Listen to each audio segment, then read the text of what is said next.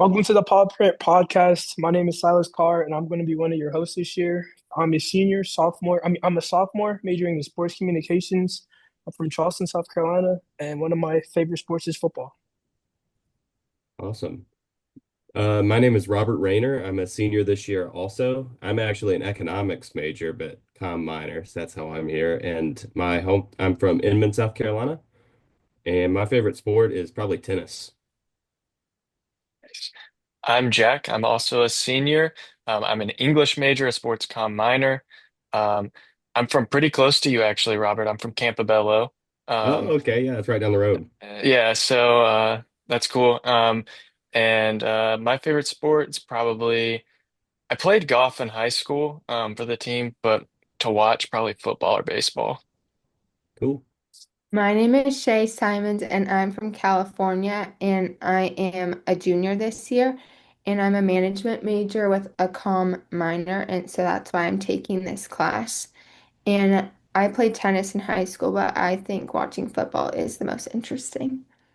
All right. Well, our topic this week, like we discussed earlier, is sports journalism, and specifically traditional journalism and everything that that entails. But I guess in order to have a good podcast about sports journalism, step one is defining sports journalism and specifically traditional journalism. So, does anybody want to jump in with what that means to them?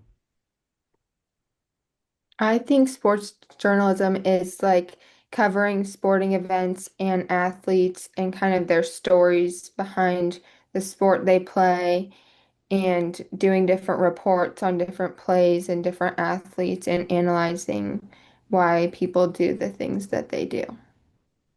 Yeah. I definitely agree with you, Shay. I don't think it's just about like the box score or just the overall game, but it definitely just gives a great perspective into the athletes and their personal stories and how they may have become where they're at. I agree. I like how y'all both brought up like the story aspect of it because I think that is the most interesting part is it adds an extra layer to uh to the game. It adds something that you can be emotionally invested in as well. Yeah, I definitely agree. Sports journalism is about taking the sport itself and turning it into a story that someone can, read and get involved with the sport and the team with it as a result. I guess short follow-up question, what makes traditional sports journalism different? I mean, I think it really boils down to the medium. Like we've discussed in class, the idea of media convergence and all of that, but we're probably focused when we say traditional sports journalism, we're talking about written works, like something that would be in a newspaper, as opposed to social media. Does everybody agree with that? I agree, and I I think social definitely media is so different now because people just post everything, and athletes can't do anything without being watched, and every little play and everything they do, even outside of sport, is documented and posted. Yeah, I definitely agree mean, with you, Shay. yeah, it's even like I think like you're saying it can expand out of just like news sources and stuff like that where like I used to work at a restaurant in Clemson and like people would like different football players and or basketball players would come in and like coworkers or just like other people would like take pictures of them and with them and like post online and like that adds like we were kind of telling it adds a character to them because they're like, oh, you know, your favorite football player is eating at the restaurant that you go to. And like it's kind of different, but also kind of adds to that layer of social media.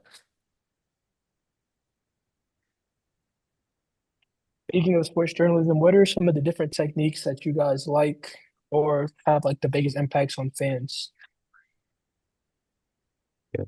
Well, I'm new to sports journalism to an extent. Like I said, my background's mostly in economics, but I've definitely, read a lot of articles and been interested in sports for most of my life. But I think what makes good sports journalism, as far as I guess techniques, it's centered around writing about good topics. So you have to pick things that your audience is interested in and things that are interesting to you. It's a lot easier to write a good article, I think, if you have an opinion on the matter instead of just restating facts that ChatGPT or Google could pull up. So yeah, I think if you're writing about something your audience cares about and something you care about, that's a good start for any kind of sports journalism, but definitely in the traditional, more written sense like this.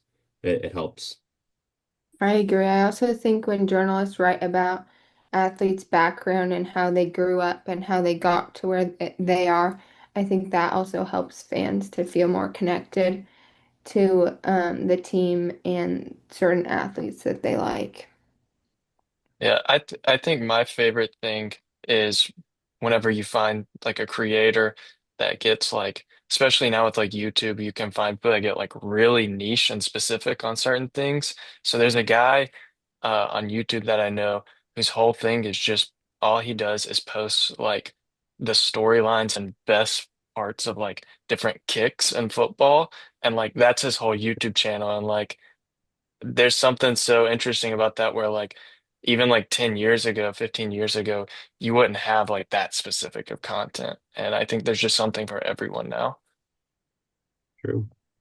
Yeah, the modern day media has definitely changed sports journalism from what it used to be, where you had, maybe one news source writing one article. Nowadays, you could find sports media and sports journalism about any sport, any team.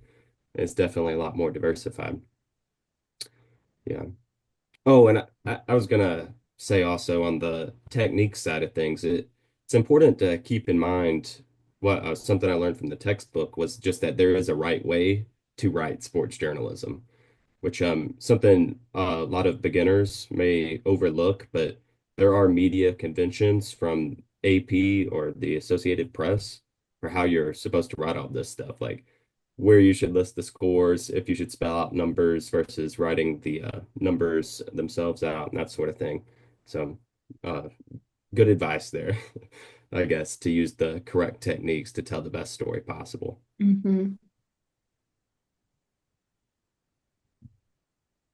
I also feel like a lot of people have developed more parasocial relationships just with media being like online and everywhere on the internet. People feel like they really get to know the athletes through social media and following them and seeing about their personal life and seeing their posts and everything. So I feel like now people have a stronger connection with the athletes that they like.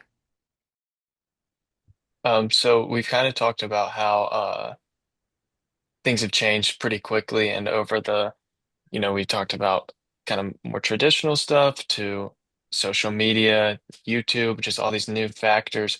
So that being said, things changing every year, new ways implementing. What do you guys think that sports journalism will look like if, in the next 10 years, even? Personally, I kind of see it as a lot of it's getting a lot more short form.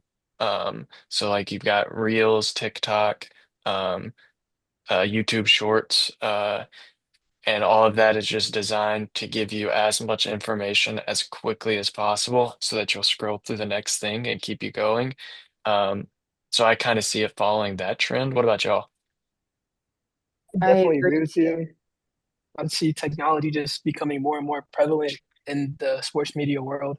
And eventually we maybe like not even have any more handwritten forms of media, like newspapers may be going altogether. I also see AI becoming a huge part of the sports media world, with the evolution of it. Like we could even see AI start writing its own sports media journals or doing itself, and people could even not have jobs anymore in the future. I agree with Jack, you talking about how people like short videos, like the reels. I think people don't really sit down and watch like a whole documentary on an athlete as much anymore. People like to go back and look at certain plays that are like 5 seconds long or like short videos. And I feel like that's going to become more and more popular, is just more highlights rather than like long articles and things like that. Yeah. I wonder if a part of that might even be because like you don't need to have full introductions for the athletes anymore before you see the clip. Like you don't need uh an ESPN segment to tell you what the athlete's personality is like because your favorite athlete you probably follow already. You see what they Mhm. post, who they're sponsored by, everything like that. And so you don't really need that context as much anymore. Yeah, I think that could definitely be part of it. the modern day short form content as opposed to the traditional journalism we're focused on, I do think it's probably arisen in part because we don't need background information anymore. Have access to all the information you could possibly need, and or you've already heard it because it was on social media ahead of time. So I think that really has played a role. And also like for, I guess, the history of sports journalism and how we got to this point, in addition to where we think it's going, that circles back to that idea of media convergence that we talked about in class and read about in the textbook. As opposed to just traditional journalism, writing an article and that sort of thing, people in media are involved on every platform now. So you mentioned a favorite athlete. People also maybe have a favorite writer or something like that, and you'll follow them and listen to their podcast and read anything they produce. So I think that's an interesting trend to sort of counteract the idea of AI that Silas mentioned.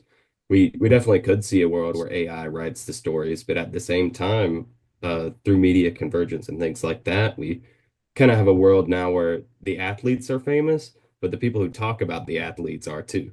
So Mhm. it's I guess kind of an interesting relationship there. Yeah, I think even sometimes I can't remember who it was we were talking about in class, but he said in the video that he was making more money as a talking head than he was whenever he was an Shannon Sharp. athlete. Yeah, Shannon Sharp, that's right. And like Yeah, that's crazy to think about. Like you can make more money than the people that you're talking about, which is very interesting. yeah, it is interesting. I guess that's economics in action, but certainly something to consider when we talk about that evolution of sports journalism and how we went from the traditional journalism to the modern day. Media is definitely a huge economic machine. It really kind of runs sports to an extent. I mean, just like football example, the games don't happen when the schools want them to happen. They happen when the TV networks want them to happen, and that sort of thing, which is interesting. But that media as a business and its relationship to sports journalism is also interesting because media convergence is also how certain big companies are starting to own the entire market, and ESPN buying people up and that sort of thing. In the future, we might see a world in sports journalism where ideas and articles and whatnot are all vetted by one source, and we'll have a different environment from what we have now, where everybody can say something. It may transition into only certain people can say something through that economic machine. Yeah, I could see that happening. I could also see AI, not as much writing things, but have you guys seen like the AI videos of like football players and they're like acting out plays and it looks so real, but it's just like AI. I feel like it's so different now that they can just like make up things and post it and people will still follow along with like fake things that they see too. I had say that's a good point about like fake things because like that reminds me like after like teams lose or like teams win now. I don't know if y'all have seen, but like people use like AI videos and voices to like put their reaction to the loss. And like obviously it's fake, but like it started out and you could like easily tell that it was fake. But now like you'll see one and you're like checking the comments like, wait, did he actually say this? And like that Yeah. could maybe be dangerous in the future.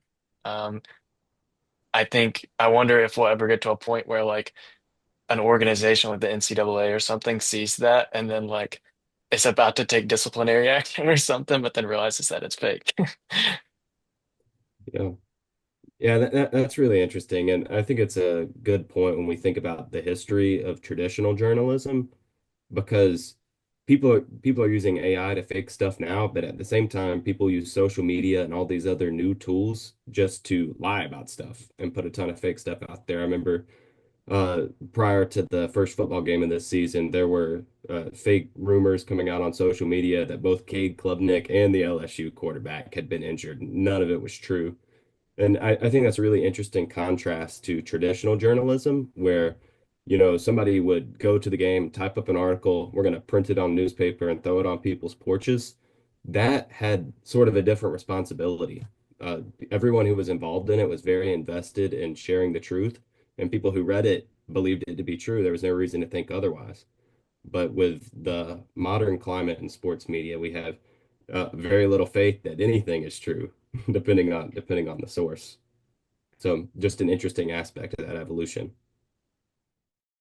Well, speaking of evolution, we kind of talked about how we got to where we are now, and sort of looked at what it used to be and what it is nowadays. Does anybody have any ideas for where it'll be in 10 years? What do you expect? Like, are you definitely in the camp that AI is going to write all the articles, or I guess sort of what do you view as the future? I definitely think AI is going to play a huge role in the future. I'm not saying that I don't believe the sports media world would just be gone as a whole from like personal writers, because I do think like the personal aspect that writers can bring is just something AI can never replicate. But I do think that AI will play a huge part because it's just only continuing to grow and just get smarter. I just think it's going to be a huge part of how we spread our media.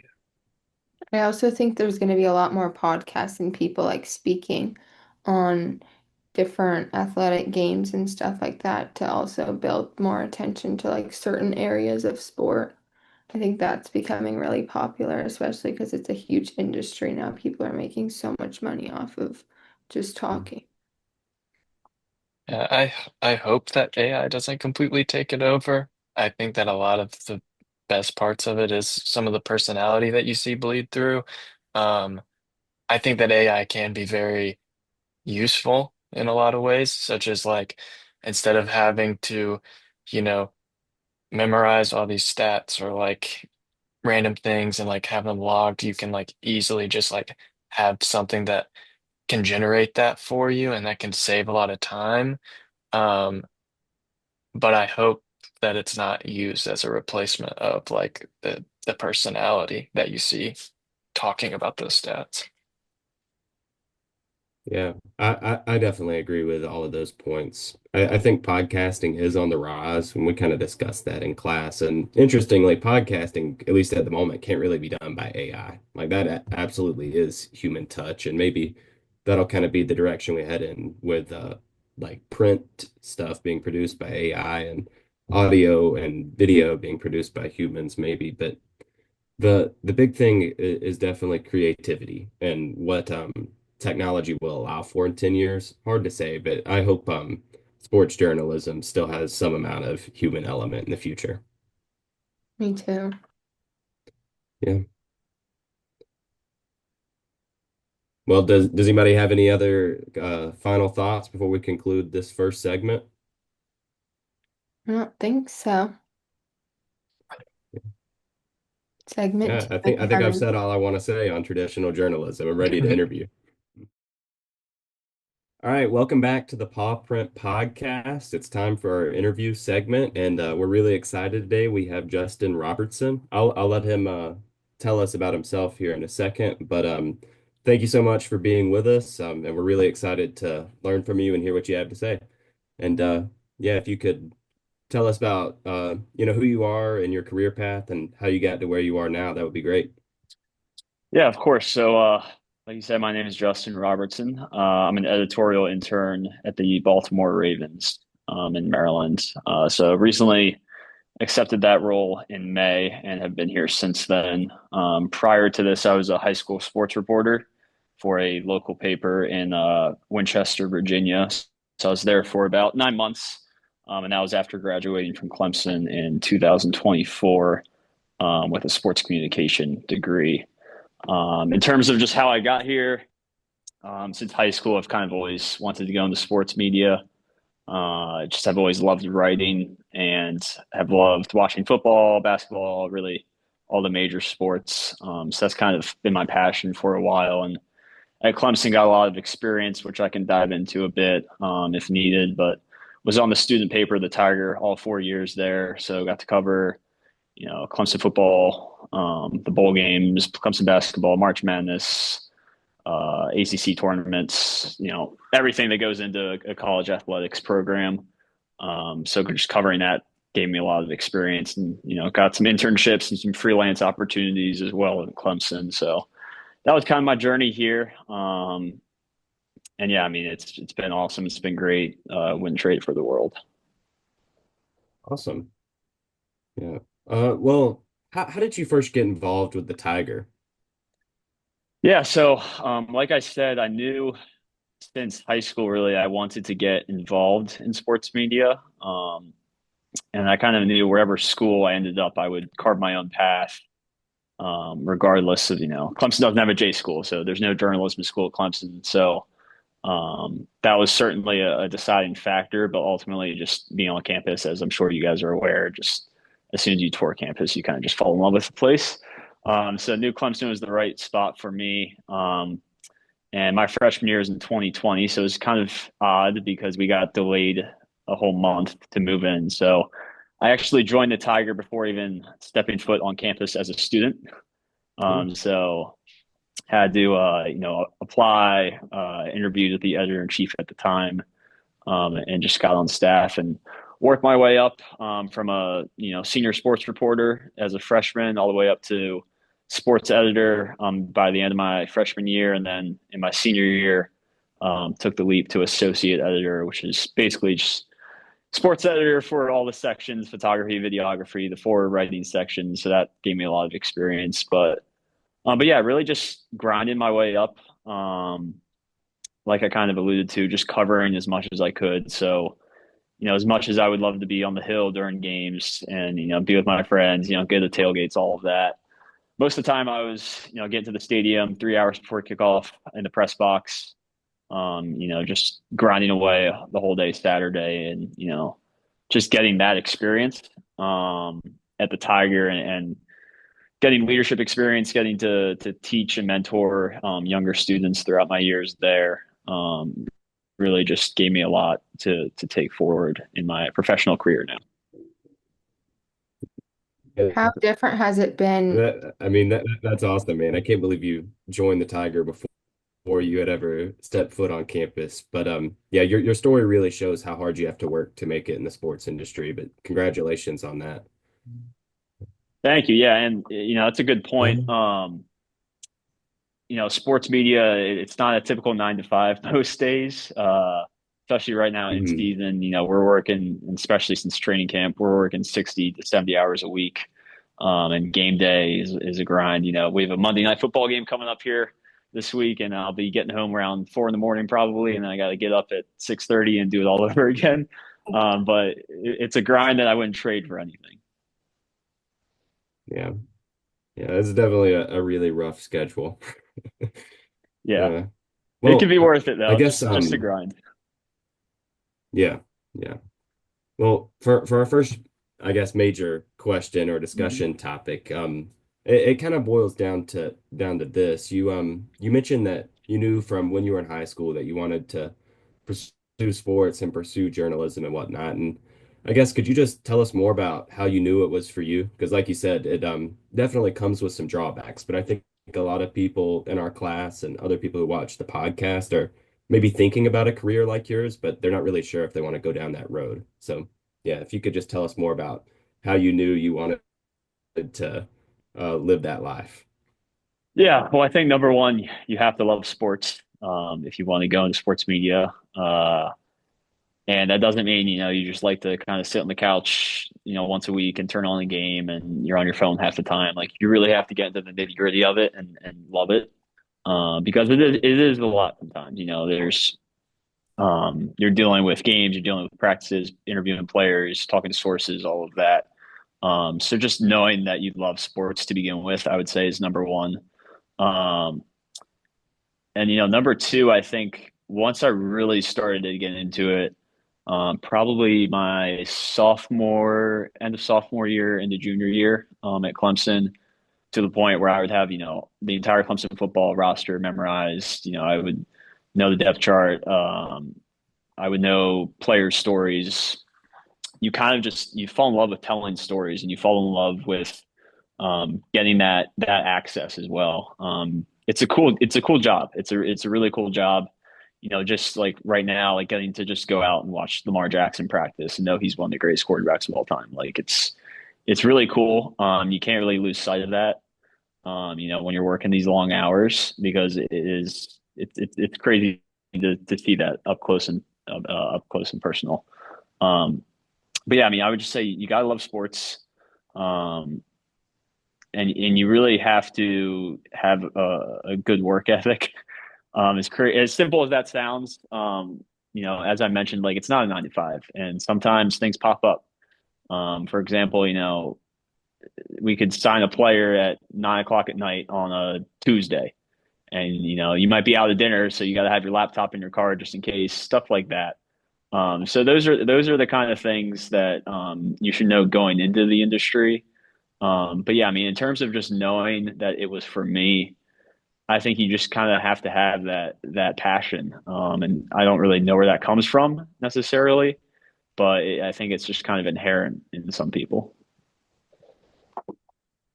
Yeah, I think that's a great answer and will hopefully be helpful for a lot of our classmates. So thank you for that. But yeah, really any kind of journalism, I think is a lot like that, but for sports Hmm. specifically, cool story. Yeah, and good answer. Yeah. I have a question How, for you, Joe. go ahead. Looking back on your career, Justin, is there anything that you would do different to maybe help prepare for your current career in sports? Ooh, that's a good one. I think looking back on my career, I wish I was more confident at a younger age. Um, and what I mean by that is, when I was a freshman becoming sports editor at the end of my freshman year, at that time, I thought I knew somewhat what I was doing. And looking back, I had no idea what I was doing. But also, if I was just more confident, I think I would have maybe um, been able to do more with my time at Clemson. And I think I really did a lot my last 2 years. But just those first few years, as with any freshman or sophomore, you're still trying to find your footing. So I'd say that would be one. Um, to be honest, like coming out of college, my first job covering high school sports, that wasn't necessarily my dream job or anything. And you can kind of get down on yourself maybe a little bit, but I wouldn't trade that for the world because I think that also led me back here to the Ravens. So just no, I don't really have any huge regrets in my journey. Because I do realize that everything that happens for the past 4 or 5 years kind of led me here. So uh, doesn't really give you an answer to that question, but yeah, I wouldn't say I have any specific regrets or anything that I wish I did differently. Kind of going off of that, just a little bonus question. Do you have any specific memories from like working at the Tiger, really anywhere, but working for the Tiger? Any like crazy stories or like favorite things you got to witness or cover? Oh yeah, I got plenty of those. Um, Let me think of a good one. So one fun, interesting trip was the let me get the year right. I think it was the 2022 Orange Bowl. It was Cade Klubnik's first start with Clemson when we played Tennessee. And this is down in Miami. So I have a friend, Matt, who was on the Tiger at the time as the photo editor. And uh, the day of the game, we just were like, you know what? We're students. Like, we're just gonna go to the beach in the morning and the afternoon before the game, and just hang out. And um, Matt's drinking a few beers on the beach, right? And it was surreal because we're like in college in Miami, on a trip that's paid for basically, and we're just drinking beers on the beach, a few beers, and then going to the game and watching like the Capital One Orange Bowl. It was just and that whole night was crazy, the game in itself, and then we got back at the hotel at 3 in the morning, and there's a hotel buffet for the media members. Just munching on some food, having another beer at 3, 4 in the morning, and then getting up and going to the airport 2 hours later. So like stuff like that, and then also all the production nights. I don't know if you guys know, but the Tiger puts out a print edition every other week. And how that works is basically every other Tuesday night, we're in the office from 5 o'clock till whenever we get the paper done. So sometimes that's midnight, sometimes that's 3 or 4 in the morning, and you just have these really like funny, fun moments with the other staff members. Just late night fooling around, just doing stupid college stuff. So yeah, I mean, just there are so many memories I could go on and on, but just the day-to-day operations of the Tiger would probably be the best part. Just getting those relationships, having those funny moments, getting to travel, all of that. That's really cool. Well, I guess kind of working off of that, with the Tiger, you're obviously more focused on sort of traditional journalism, like writing something that goes in a newspaper. I think that's what you're doing now for the most part for the Ravens too, like written works, that sort of thing. Yeah, so I can summarize my position right now a little bit Is that more. right? Yeah, so all the content on the team site. So for example, if you go to baltimoreravens.com, there's articles, there's videos, there's podcasts, um, galleries, all of that content. My job is to get that up on the site in the back end. So what that means is tagging everything properly, making it sure it goes to the right page, putting in the headlines, embedding tweets, embedding videos to stories. I also send out all the push notifications for the Ravens app. So that's part of my job. And then also, like you mentioned, I do write for the team site as well. So training camp, when it was a real grind, I was doing every day the practice report, essentially. So what happened at practice, top plays, stuff like that. And then also here and there, I'll write some um, more featured type stories, just talking to players one on one and getting their stories in written form. And yeah, so that's my day to day, I would say. It can change every day just based on what's going on here, but yeah, those are my kind of basic responsibilities. What has been the main difference for Well, you do you have any? working at the Tiger versus working for the Ravens?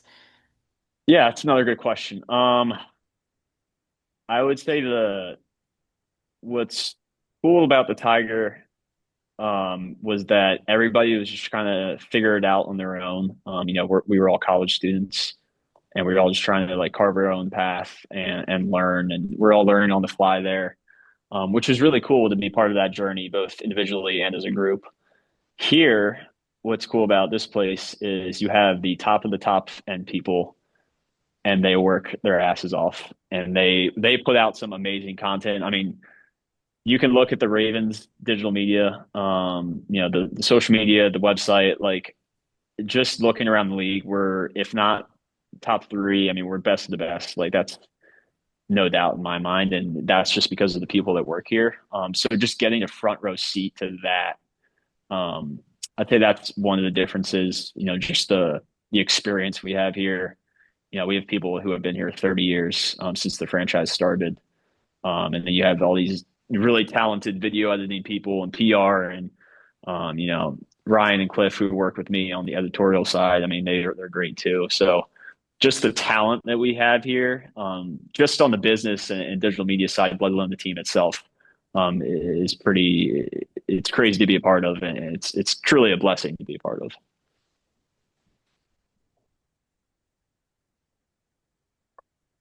Um, before you joined us, we were kind of having our own conversation. We were discussing kind of we were kind of speculating on what the future of sports journalism may look like. We were talking about um, the new rise of social media, different kind of new forms. And so what, based on your perspective, what do you think the form it may look like in the next 10 years or so? Yeah, that's definitely a great question. Partially, I want to say that print media will always be a thing. In my heart of hearts, I don't know if that's necessarily true. Um, I think you always need some form of written content, but it's no secret that physical print newspapers, it's a dying industry. And I don't know if that's always going to exist. What is, I think, going to exist for at least the next 10 years, 20 years, whatever it may be, um, is video, is podcast, is social media, is multimedia. So, just to give an example here at the Ravens, a huge part of our job on the editorial side is coming up with headlines. And I know it's very stereotypical, like, clickbait headlines, like all that stuff. But what it boils down to is you got to get people to click on a story if you want them to read it. And the headline's the most important part. Just with SEO, search engine optimization, like you got to make sure those headlines are really good. So for the written side of it, that's a huge element that I don't think really existed 20, 30 years ago, where it was solely just print newspapers. But also with the podcast game, that's just another way to get content out. And it's, something we all enjoy. I think everybody has at least a few podcasts they listen to, no matter how old or young you are at this point. And then, the video side, just the highlights. We put out when I say we, I mean, I don't really have a role in it, but our department puts out like a behind the scenes video every Wednesday following a game. It's called Wired. So like you get behind the scenes look from the sidelines, you get players mic'd up, you get, little inside scoops into the team meetings where John Harbaugh is talking. So stuff like that, where you can not just like describe what's going on in print, but also show. And then bringing those two things together, like I said, like embedding those videos, embedding social media posts into a story. I think you have to do that nowadays. And yeah, I mean, like I said, like 20 years from now, I don't know if there will be any print newspapers at all. And that's just kind of the nature of the business, and you got to adapt. And you just kind of have to learn as you go. We also kind of talked about, and I think everyone's talking about AI a lot now. Where do you see that in your job, and is it something that kind of scares you a little bit? Yeah, I mean, I think I don't know if scared is the right word. I think you got to be aware of it, and that's in every industry. Um, from our perspective, we're not running into the issue right now on the editorial, written web or written article side. What we are seeing a lot of is on the social media side when you have these, whether it's an aggregator account, just a bot account, is somebody on social media just kind of, fooling around for no reason. And they're making up quotes for players. There's one about a player today I saw. And that's a real problem because then you have a bunch of people, it can get millions of impressions. You have a bunch of people thinking this player said something when they didn't. So that's definitely something you got to be concerned of. I try to stay away from AI in terms of, my writing ability. What I will say AI is useful for example, is like if I'm having trouble coming up with an emoji for a push notification title or something, that's something that I would use AI for. Hey, give me a push notification emoji for a story that's about blah, blah, blah, blah, blah. So using it as a tool like that, I think is really useful. Um, and it is a little threat in some ways that AI could, replace a lot of sports writing jobs. I mean, it already has. I've seen, especially at, the smaller level where you have these, game summaries that are essentially all written by AI and it's taking away jobs. So something to be aware of for sure. And yeah, I do think you see more AI bot accounts, just fabrications nowadays. I'm sure you guys are aware of some of those accounts as well. So just something to be aware of. Well, I guess we can kind of start steering the ship towards finishing with that in mind. But Justin, do you have any, I guess, last minute advice or anything like that for current students, or I guess anything else you want to tell us about your role in journalism? Yeah, I mean, advice, I think it's so cliche. I'm sure all of you guys are sick of hearing it. I know I was. But just getting involved on campus, there's so much truth to that. I have a lot of friends that, I was a part of Greek life as well. And, I think Greek life is great. I just don't think that should be the only thing you're involved in.